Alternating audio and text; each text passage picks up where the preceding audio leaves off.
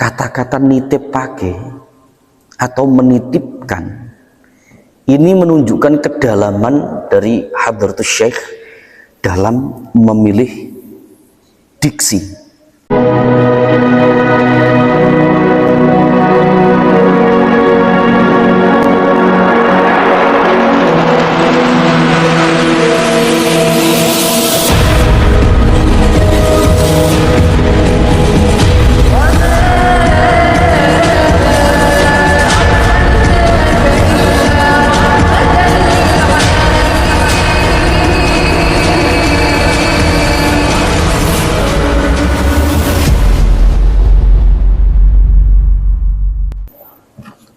A'udzu billahi minasyaitonir rajim. Bismillahirrahmanirrahim. Ila hadratin Nabil Mustafa Sayyidina wa Maulana Muhammadin wa alihi wa ashabihi ajma'in. Thumma ila hadrati jami'i ikhwanihi minal anbiya'i wal mursalin wa jami'il malaikatil muqarrabin. ثم إلى حضرة جميع أولياء الله الكرام خصوصا إلى حضرة سيدنا الشيخ عبد القادر الجيلاني وأئمة الأربعة رضوان الله تعالى عليهم أجمعين ثم إلى حضرة جميع أولياء الله التسعة ثم إلى حضرة جميع مشايخنا ومشايخهم ومعلمنا ومعلمهم وأساتذنا وأساتذهم ونخص خصوصا إلى حضرة مؤلف هذا الكتاب سيد الشيخ العلامة الشيخ حضرة الشيخ محمد هاشم أشعري الرئيس الأكبر لجمعية نهضة العلماء وجميع المؤسسين لجمعية نهضة العلماء وإلى حضرة أولادنا وإلى حضرة جميع من انتسب إلينا من أصولنا إلى فروعنا خصوصا إلى حضرة آبائنا وأمهاتنا وأجدادنا وجداتنا وإلى حضرة جميع من له حقوق علينا غفر الله لهم ذنوبهم وستر عيوبهم ويعلي درجاتهم شهد الله لنا ولهم الفاتحة. أعوذ بالله من الشيطان الرجيم. بسم الله الرحمن الرحيم. الحمد لله رب العالمين الرحمن الرحيم مالك يوم الدين إياك نعبد وإياك نستعين اهدنا الصراط المستقيم صراط الذين أنعمت عليهم غير المغضوب عليهم ولا الضالين آمين. أعوذ بالله من الشيطان الرجيم. بسم الله الرحمن الرحيم. قال المؤلف رحمه الله تعالى ونفعنا به وبعلومه في الدارين آمين يا رب العالمين. Bismillahirrahmanirrahim. Alhamdu utawi sekabane puji iku lillahi iku kagungane Allah. Syukron ay ashkuruhu syukron. Tegese nyukuri sinten ingsun ing Allah syukron kelawan syukur temenanan ala nawalihi ing atase pira-pira peparingi Allah. Wassalatu utawi tambah rahmat ta'zim wassalamu lan tambah keselamatan iku ala sayyidina muga-muga tetep ing atase bendoro kita Muhammadin rupane Kanjeng Nabi Muhammad wa alihi lan keluargane Kanjeng Nabi Muhammad wa ba'du lan sawise kang sinebut saking hamdalah sholawat lan salam fa hadza monggo utawi iki iku kitabun iku kitab auda'tu kang nitipake sinten ingsun fihi ing dalam kitab nitipake syai'an ing suwiji-wiji min hadisil mauta saking hadis kang mertelaake tentang kematian wa syaratis saati lan hadis kang mertelaake pira-pira tandane kiamat wa syai'an lan suwiji-wiji minal kalami saking guneman ala bayanis sunnati ing atase mertelaake masalah sunnah wal bid'ati lan mertelaake masalah bid'ah wa syai'an lan suwiji-wiji minal ahaditsi saking pira-pira hadis yaqsudu ai biqasdin nasihati kelawan nyejo maringi pitutur wa ilallahi lan maring Gusti Allah al-karimi wa ilallahi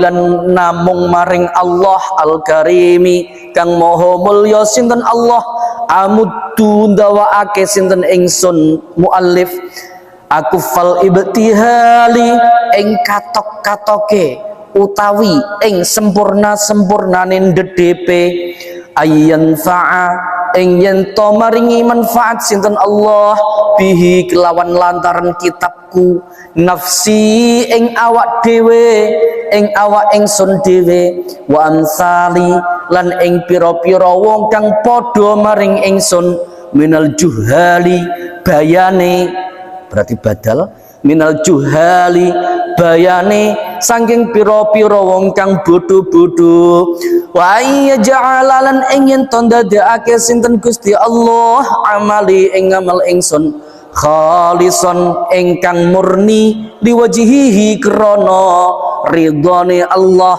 al-karimi kang mulya innahu krana sak temene Gusti Allah iku jawadun iku zat kang akeh oleh peparing raufun tur akeh oleh welas rahimun tur akeh oleh asih wa hadza utawi iki kitab iku awanu syuru'i iku luweh anteng-antenge dalan fil maqsudi ing dalam perkara kang den sejo bi'aunil maliki kelawan pitulunge Allah kang nguasani ngalam al-ma'budi kang pantes utawi kang hak disembah alhamdulillah utawi sekabehane puji lillahi iku kagungane Allah. Jadi semua puji al di sini menunjukkan makna lil istighraq, artinya menghabiskan semuanya. Jadi semua puji itu dihabiskan sehingga tidak ada yang tersisa, dan semua puji itu dihabiskan hanya lillahi iku kagungane Allah subhanahu wa ta'ala. Syukron ay ashkuruhu, syukron ay ashkuruhu yakni nyukuri sinten ingsun ing Allah syukron kelawan syukur temenanan ala nawalihi ing atase pira-pira peparinge Allah. Nawal ini adalah jamak dari kata-kata nala. Nala yanalu nailan wana ilan wanaulan wanawalan. Jadi kata-kata an-nawal itu adalah jamak dari masdar naulan. Nala yanalu nailan wanailan wanaulan. Jadi masdar dari kata-kata nala itu ada tiga. Masdar yang ghairu mimnya ada tiga. Salah satunya adalah naulan, dijamakkan menjadi nawal. Kata-kata naulan atau nawal itu diterjemahkan dalam kitab Mu'jam Al-Arabi dengan apa? Dengan kathirul a'ta, yang artinya pemberian yang banyak. Jadi di sini Hadratus Syekh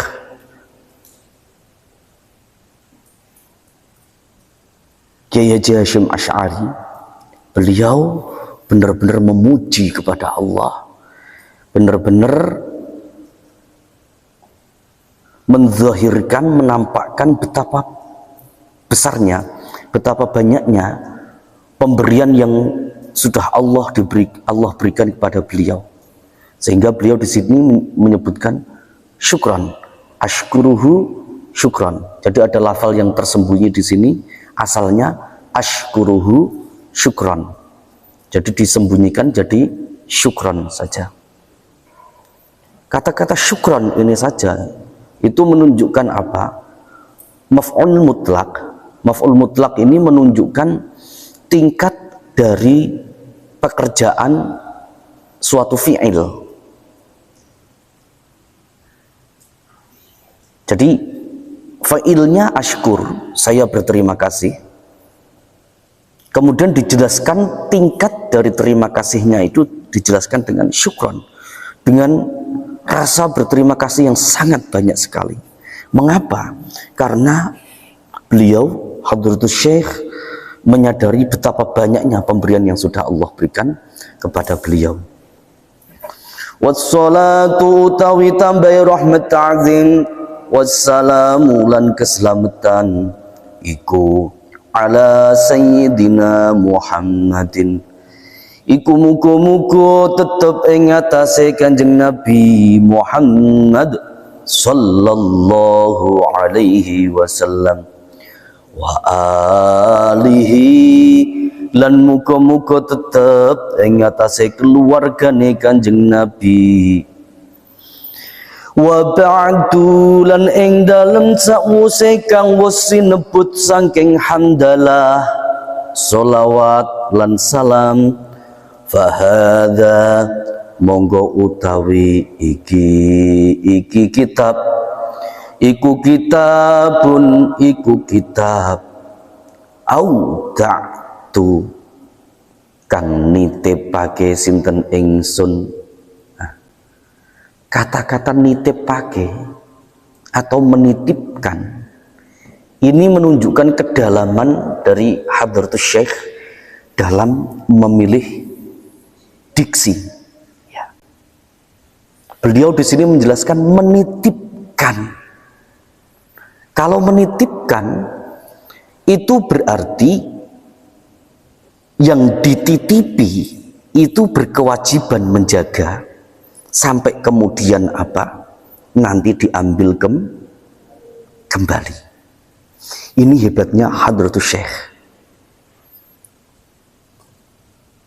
Dan diksi kata seperti ini kelihatannya agak jarang di dalam kitab-kitab kuning. Ini pemilihan kata yang luar biasa menurut saya. Jadi di dalam kitab ini, kitab yang kita pelajari ini, itu seolah-olah Hadratus Syekh menitipkan kepada kita, ini aku titipkan kepada kalian. Kalian apakah mampu menjaganya atau tidak? Mampu menyebarkannya atau tidak?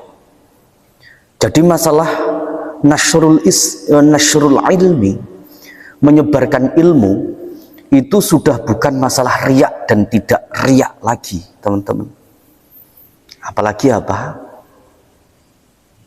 Ilmu-ilmu yang bersanad langsung sampai kepada Rasulullah Sallallahu Alaihi Wasallam. Kadang permasalahan kita, saya nggak enak, nanti jadinya riak, seolah-olah memamerkan ilmu. Kita nggak mau untuk menyebarkan ilmu-ilmu itu. Pada akhirnya apa? Masyarakat yang awam, yang tidak belajar, mereka mengambil ilmu dari orang lain yang jelas banyak perbedaan dengan kita, dan jelas banyak perbedaan dengan salafus solih. Dalam hal ini, dalam tataran ini berarti apa? Berarti kita itu berkewajiban untuk menyampaikan ilmu. Silahkan teman-teman yang masih muda, silahkan teman-teman yang punya banyak waktu, silahkan teman-teman yang masih muda, masih kreatif, bikin misalnya akun-akun yang berisi tentang dakwah Islam ala manhaji ahli sunnah wal jamaah an-nahdiyah, dengan bahasa kalian masing-masing, dengan kebiasaan kalian masing-masing. Semakin banyak yang menyebarkan Islam yang sudah dititipkan oleh kiai-kiai kita kepada kita, maka akan semakin banyak ilmu-ilmu yang bersanad kepada Rasulullah Shallallahu Alaihi Wasallam bisa diserap oleh masyarakat umum. Jadi sebenarnya saya itu sangat mengkritik apabila ada dari kita itu merasa minder untuk berceramah, merasa minder untuk menyebarkan ilmu, merasa minder untuk berdakwah, sehingga apa?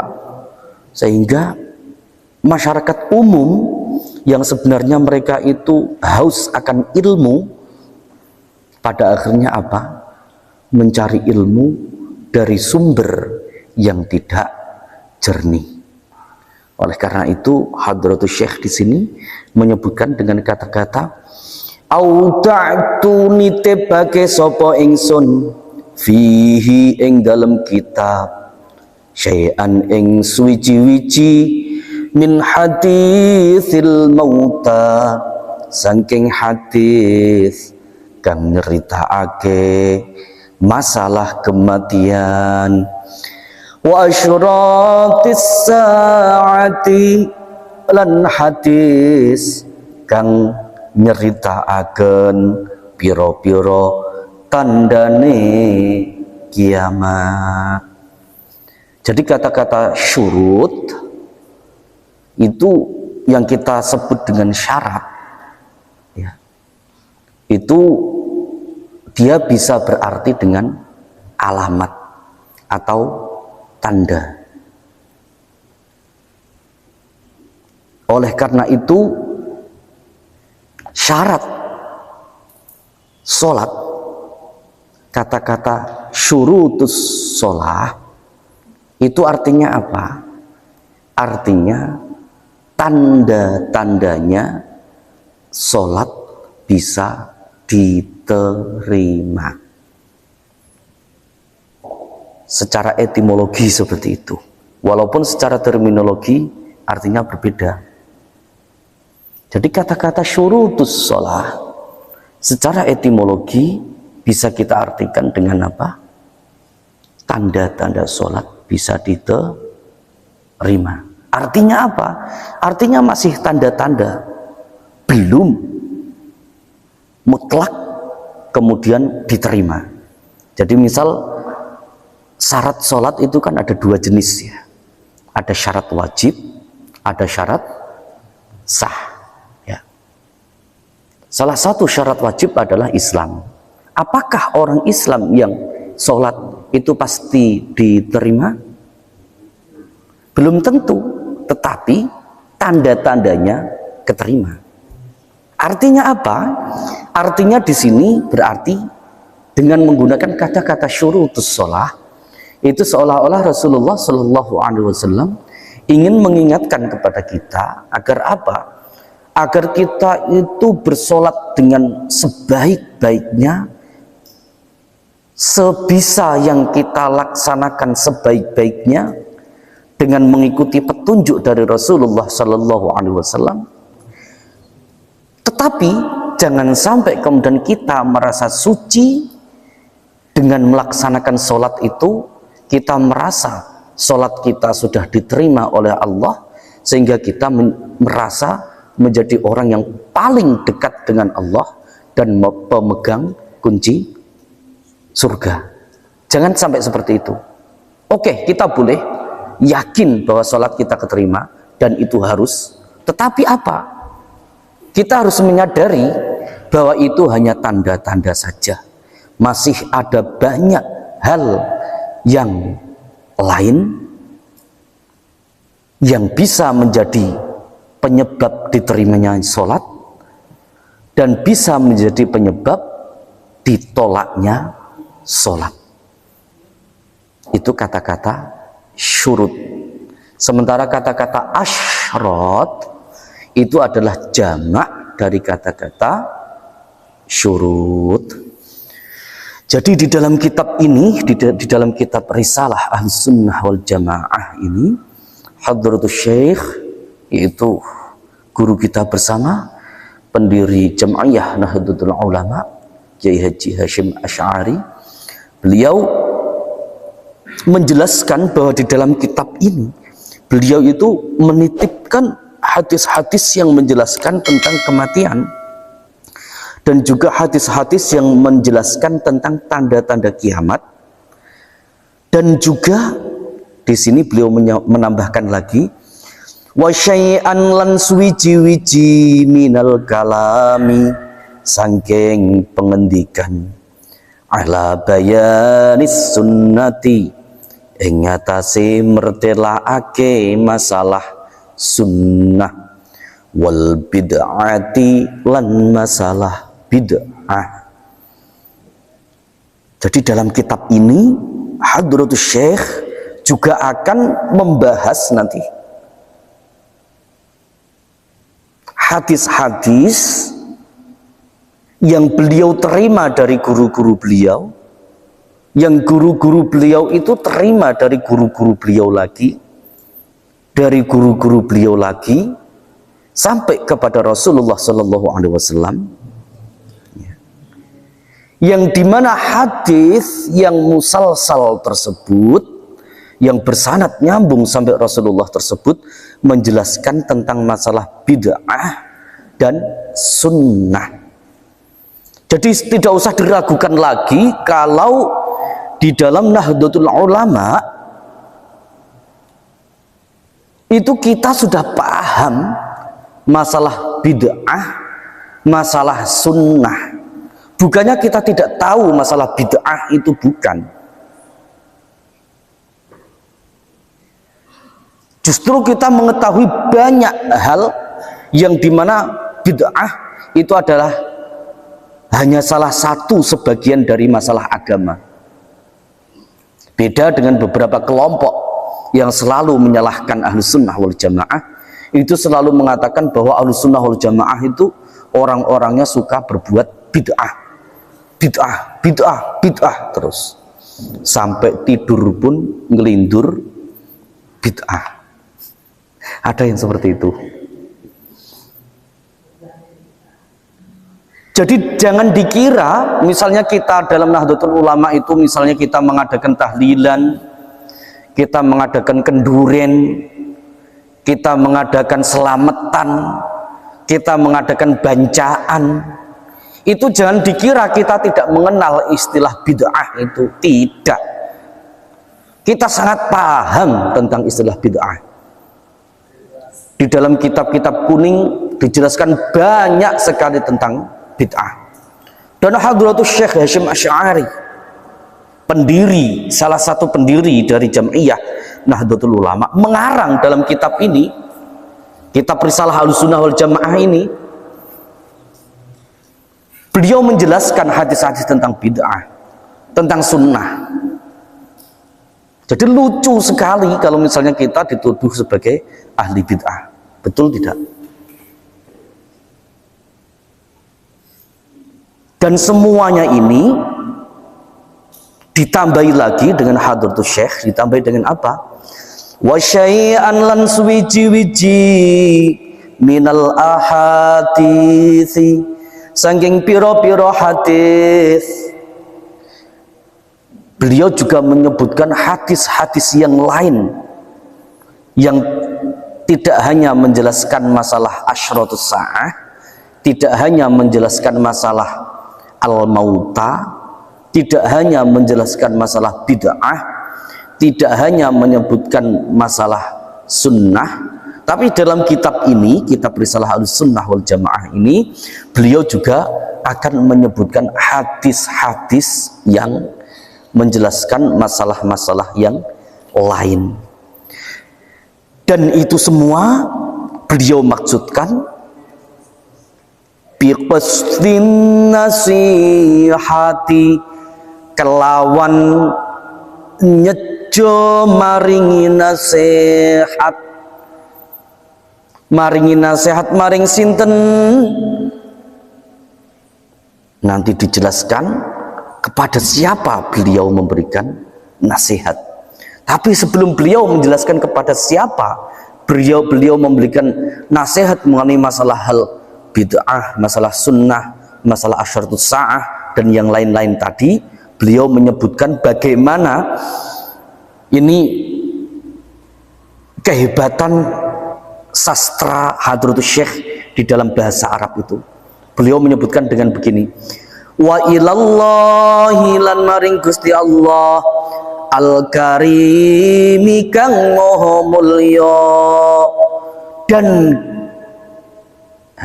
ini bagi orang-orang yang menerjemahkan hanya dengan menggunakan bahasa Indonesia saja tanpa mengetahui tata bahasa Arab, itu menerjemahkan hanya dan kepada Allah yang maha mulialah. Tapi bagi mereka yang mengetahui tata bahasa Arab, itu akan beda. Di sini ada kata-kata yang tersimpan, yaitu hanya. Dari mana kata-kata hanya itu tersimpan? Karena ketika, nah ini dalam masalah dalam balaghah, itu disebutkan ada namanya ilmu taqdim wa ta'khir. Mana kalimat yang didahulukan, mana kalimat yang diakhirkan. Ada kalimat-kalimat itu yang secara tata bahasa harusnya dia didahulukan, tapi kemudian dia diakhirkan. Ada kalimat-kalimat itu yang secara tata bahasa dia harusnya diakhirkan, tapi ternyata dia didahulukan. Dengan tujuan apa? Ini dengan tujuan bahwa yang didahulukan, yang seharusnya dia diakhirkan, itu mempunyai makna khusus, yaitu kalau kita terjemahkan dalam bahasa Indonesia menjadi hanya. Jadi kata-kata hanya itu saja itu mempunyai makna yang sangat dalam. Misalnya kalau kita mengatakan aku cinta kamu, kata-kata aku cinta kamu berarti masih membuka kemungkinan aku cinta kamu, aku juga cinta Khotijah, aku juga cinta Paijah, aku juga cinta Parni, dan yang lain-lain. Tapi kalau kata-kata aku cinta kamu tadi hanya dikasih dengan apa? Dengan kata-kata hanya, aku hanya cinta kamu, maka si Paijah, si Parni, dan yang lain-lain akan tersingkirkan, hilang. Ya. Jadi begitu ya teman-teman akhwat, bisa dibuat pertanda. Kalau nanti ada yang mengatakan aku cinta kamu, berarti kamu bisa-bisa cinta ke yang lain, cinta ke yang lain, cinta ke yang lain. Nah di sini Hadratus Syekh meletakkan kata-kata ilallahil karim, yang harusnya ilallahil karim ini harusnya secara tata bahasa normal itu dia diletakkan di belakang, tapi kemudian beliau balik di depan. Ini artinya menunjukkan dan hanya kepada Allah sajalah. Kepada Allah itu apa? Amuddu ndawaake sapa ingsun akufal ibtihali ing cukupe ndep. Ibtihal itu ndep. Ndep itu apa? Ndep itu kalau misalnya kita ibaratkan ndep itu, kita ibaratkan dengan ada anak kecil, ya. Anak kecil dia itu pengen mainan, minta kepada orang tuanya, kemudian dia merengek kepada orang tuanya supaya apa? Supaya dikasih mainan itu. Itu disebut dengan DDP, atau di dalam bahasa Arabnya tadorru, atau di dalam bahasa Indonesianya apa? Ya tadorru. Saya tidak tahu dalam bahasa Indonesianya itu apa. Tapi dalam bahasa pesantrennya DDP. Dalam bahasa Arabnya tadorru. Kata-kata ibtihal ini dia merupakan masdar dari apa? Ada yang tahu? Ibtahala. Ibtahala yabtahilu ibtihalan. Kalau kita perinci lagi kata-kata ibtihal ini, berarti kata-kata pokoknya apa? Huruf pokoknya ba, ha, lam, iya kan? Ba, ha, lam, kata dasarnya itu. Nah, dari kata inilah kemudian muncul istilah mubahalah. Jadi kata-kata mubahalah itu seakar dengan ibtihal. Artinya apa? Saat ini orang-orang menyadari mendefinisikan mubahalah itu merupakan solusi terakhir. Ya. Saling melaknati yang dijadikan sebagai solusi terakhir untuk menyelesaikan suatu permasalahan. Tapi yang tidak mereka tahu bahwa kata-kata mubahalah itu seakar dengan kata-kata ibtihal, yang artinya apa? Artinya ketika seseorang sudah berani melontarkan mubahalah, berarti ketika dia melontarkan mubahalah itu, dia harusnya benar-benar mendekatkan diri kepada Allah. Dia harusnya benar-benar jujur pada Allah bahwa ya Allah, aku memang tidak salah dan aku tidak bisa berbuat apa-apa, dan aku hanya mendekatkan diriku kepadamu ya Allah. Jadi ditanyakan di dalam hatinya apakah benar atau tidak dia melakukan mubahalah itu.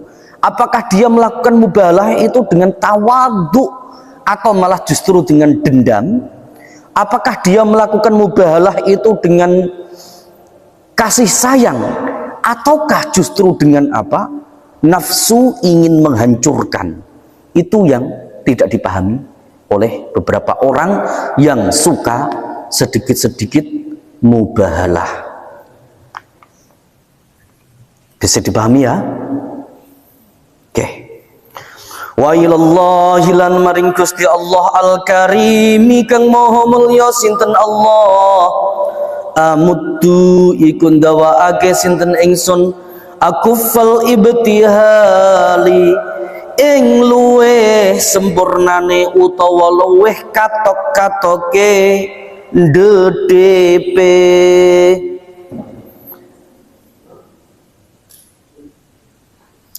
Di sini Hadratus Syekh menjelaskan betapa beliau ingin menunjukkan kepada santri-santri beliau, ingin menunjukkan kepada murid-murid beliau bahwa beliau dan kita ini semua bukanlah apa-apa, bahwa beliau dan kita semua dan seluruh manusia yang ada di dunia ini bukanlah siapa-siapa, yang kita bisanya hanya DDP, kita bisanya hanya mengadu kepada Allah saja, di mana hanya Allah saja yang menentukan, sehingga tidak pantas kita kemudian merasa suci dan merasa benar sendiri. Beliau mengajarkan kepada kita betapa manusia itu memang benar-benar hanya mengharap kepada Allah Subhanahu wa ta'ala. Mengapa Hadratus Syekh menjelaskan seperti itu? Karena beliau berharap ayyan fa'a ingin to maringi manfaat sinten Gusti Allah bihi kelawan hadza kitab, maringi manfaat nafsi ing awak ingsun, wa amsali lan ing pira-pira wong kang padha karo ingsun minal juhali. Jadi juhal itu jamak dari jahil, jamak taksir artinya tidak terhingga. Artinya kalau jahil itu artinya orang-orang bodoh, orang bodoh. Kalau juhal itu artinya orang-orang bodoh yang banyak sekali tidak terhingga. Intinya apa? Sebenarnya kita ini hanyalah orang-orang yang bodoh. Bahkan seorang Kiai Haji Hashim Asy'ari yang bergelar Hadratus Syekh saja menganggap beliau sebagai apa? Orang yang bodoh. Padahal yang namanya gelar Hadratus Syekh itu adalah gelar yang hanya diberikan kepada orang yang hafal kutubus sittah. Dan di Indonesia hanya Hadratus Syekh Hashim Asy'ari dan satu orang ulama perempuan, yang berasal dari Palembang. Silahkan teman-teman cari siapa nama beliau. Hanya dua orang itu yang bergelar Hadratus Syekh. Jadi kita tidak boleh sembarangan, misalnya ada seorang kiai atau siapa, kita tidak tahu beliau itu hafal berapa hadis, kita panggil Hadratus Syekh. Padahal Hadratus Syekh itu bukan gelar sembarangan. Paham ya teman-teman? Beliau yang bergelar Hadratus Syekh saja merasa masih bodoh, apalagi kita arba'in saja tidak hafal ya. Ada yang sudah hafal arba'in? Kitab hadis arba'in ada yang sudah hafal?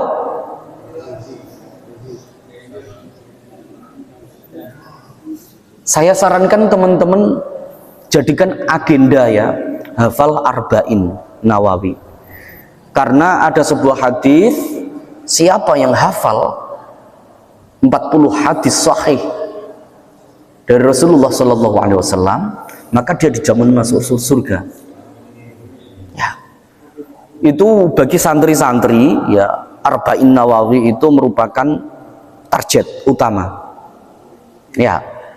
Hafal 40 hadis, dan itu sudah diformulasikan oleh Imam An-Nawawi di dalam kitab beliau yaitu Arba'in Nawawi. Mudah, gampang, dan sekarang banyak versi digitalnya, juga banyak versi buku fisiknya yang dicetak dalam bentuk kecil-kecil sehingga bisa dibawa kemana-mana. Saya berharap teman-teman hafal, itu harus menjadi agenda utama. Wa ayyaj'ala lan muga-muga ndadekake sinten Gusti Allah, ndadekake amali ing amal ingsun khalisan ingkang murni liwajhihi krana ridhone Allah al-karimi kang maha mulya. Krana apa? Innahu krana sak temene Gusti Allah iku jawadun itu sigat mubalaghah, mengikuti wazan fa'alun.